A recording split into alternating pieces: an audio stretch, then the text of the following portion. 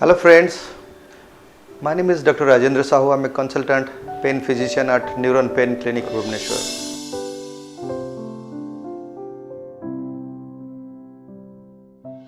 So in my last video, I talked about the risk factor and causes of knee osteoarthritis.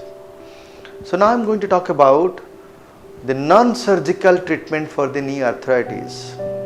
Okay, तो ये knee osteoarthritis काफ़ी common condition है, most common chronic pain condition, disease burden globally. Lot of patients आते हैं, sir हमको doctor साहब ने surgery बताया था, नी रिप्लेसमेंट या ऑस्टियोटोमी, हाइटोबियल ऑस्टियोटोमी वगैरह जो दो तीन सर्जरी होता है, तो क्या बिना ऑपरेशन से इलाज है कि नहीं? यस, सो बिना ऑपरेशन से नी आर्थराइटिस का इलाज है. Let me divide this into two parts. Number one is measures lifestyle changes from the patient itself. तो आप घर में क्या क्या कर सकते हैं? Number one, reduce weight. As I have told you, obesity is a risk factor. Some of the patient they come to us 80, 90, 100 kilos. तो weight loss करना एक बहुत ही difficult चीज़ है, but not impossible. ओके, जो पूरा डिटरमिन्ड रहेंगे, diet से लेके कोई डाइटिशियन की सलाह लेके प्रॉपर खाना खाएंगे. There are lot of modalities this days, intermittent fasting से लेके कुछ एक्सरसाइजेज जो है, तो वेट लॉस कर सकते हैं. Weight loss is directly proportional to your symptom reduction, directly proportional to your disease progression. आप वेट लॉस करेंगे, डिजीज प्रोग्रेशन भी कम हो जाएगा, सिम्टम्स कम हो जाएंगे. ठीक है. Number two, healthy diet. Healthy diet is also directly proportional to your maintaining of a healthy body weight. Healthy diet में try to shun all the food that can increase the weight, carbohydrate, fat rich, fries, your spicy food, your carbohydrate rich food. So focus on a balanced diet of vegetables, fruits, pulses, calcium rich food, okay, that you can get from a dietitian. Number three, regular exercise.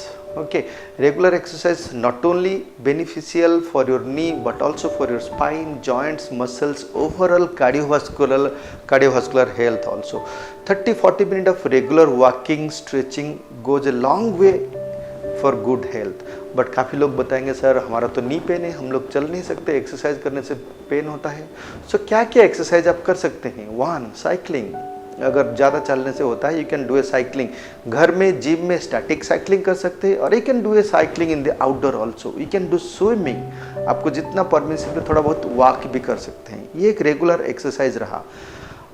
Okay, next exercise knee specific exercise होता है. जब osteoarthritis होते हैं, आपका ये knee joint के सामने के और पीछे के हिस्से जो मसल है, क्वाड्रिसेप्स, हैमस्ट्रिंग मसल, वो वीक हो जाते हैं, उसका अट्रोफी हो जाता है. फिर नी जॉइंट को स्टेबिलिटी होता नहीं, आपको पेन के हिसाब से फिर रेंज ऑफ मोशन कम हो जाता है, लॉकिंग होता है, स्ट्रेंथ नहीं मिलता.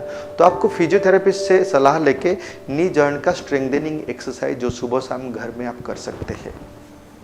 ठीक है, ये रहा, आप घर में कर सकते हैं. नेक्स्ट क्या कर सकते हैं? जैसे काफ़ी लोग, हम लोग इंडियन टॉयलेट यूज़ करते हैं. इंडियन टॉयलेट में पूरा स्क्वाटिंग पोजीशन में बैठते हैं, फिर पेन काफ़ी होता है, उठने में दिक्कत होता है और आर्थराइटिस में प्रोग्रेशन होता है. ट्राई यूजिंग वेस्टर्न टॉयलेट और the commode toilet, shift to commode toilet. That goes a long way in having a healthy knee. आपको स्टेयर क्लाइंबिंग में ज़्यादा बढ़ते हैं, थोड़ा स्टेयर क्लाइंबिंग भी कम कीजिए.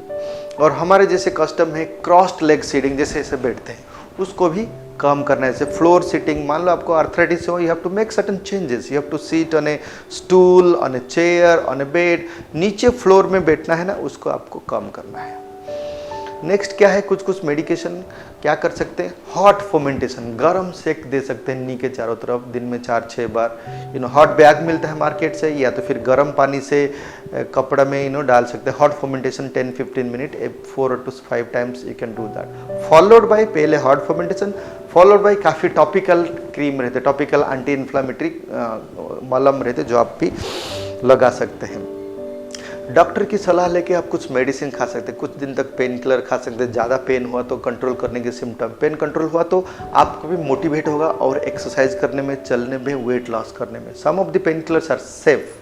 We give some of the medicine nutraceuticals जो नी को प्रोटेक्टिव होता है, नी का कार्टिलेज जॉइंट को प्रोटेक्टिव या नया बनाता है। ये रहा ओवरऑल ट्रीटमेंट जो आप कर सकते हैं घर में। और नेक्स्ट सर्जरी, बिना सर्जरी के ट्रीटमेंट क्या होता है जो हम लोग कर सकते हैं? एक तो होता है जॉइंट का इंजेक्शन, आइदर जॉइंट के अंदर या जॉइंट के चारों तरफ। ये जैसे मैं बताऊंगा, ये जॉइंट का अंदर जो होता है, ये जो कार्टिलेज डैमेज हो जाता है ऑस्टियोआर्थराइटिस में कॉमनली होता है, हम लोग एक देते हैं मेडिसिन, उसको बोलते हैं PRP, प्लेटलेट रिच प्लाज्मा या ग्रोथ फैक्टर। तो आपका खुद का ब्लड लेते हैं, उसको मशीन में सेंट्रीफ्यूज करके जो प्लाज्मा निकलता है, ऊपर का येलो प्लाज्मा निकलता है, ये जॉइंट के अंदर देते हैं हम लोग, अल्ट्रासाउंड मशीन गाइडेंस उसको देते हैं। वो करने से क्या होता है ना, जो कार्टिलेज डैमेज हुआ है उसको नया नया बनाता है वो, ठीक है। तो उसी से काफ़ी हद तक पेन कंट्रोल में रहता है, काफ़ी साल हम लोग खींच सकते हैं। जॉइंट के अंदर हम लोग ओजोन थेरेपी दे सकते हैं, और एक तरह का होता है प्रोलोथेरेपी, डेक्स्ट्रोज प्रोलोथेरेपी, चारों तरफ जो लिगामेंट मसल उसमें भी हम लोग दे सकते हैं, ओके। और जॉइंट के अंदर भी दे सकते हैं विस्को सप्लीमेंट, जॉइंट का एक फ्लूइड आता है हाइलुरोनिक एसिड, वो भी जॉइंट के अंदर देते हैं। वो करने से यूजुअली 6 मंथ 12 मंथ चला जाता है, किसी किसी पेशेंट को 1.5-2 साल तक भी इसको इफेक्ट रहता है सिंगल इंजेक्शन से, डिपेंडिंग ऑन कितना सीवियरिटी आर्थराइटिस हुआ है। आपका ग्रेड 2-3 है तो काफ़ी अच्छा चलता है। नेक्स्ट एक लेटेस्ट हुआ है नर्व। ये जॉइंट के चारों तरफ जो नर्व, पेन कैरिंग नर्व है, वो नर्व को एब्लेशन बोलते हैं, रेडियो फ्रीक्वेंसी एब्लेशन या न्यूरोलाइसिस या क्रायो एब्लेशन। वो टेक्निक से जो पेशेंट मान लीजिए एडवांस आर्थराइटिस में भी उसको होता है ट्रीटमेंट, अगर वो सर्जरी के लायक नहीं है, सर्जरी नहीं कराना चाहते, काफ़ी ओल्ड है, तो ये मोटा मोटी रहा non surgical treatment for knee arthritis in addition to the home remedy and some lifestyle changes. Thank you for watching. Please like, subscribe and share. Thank you.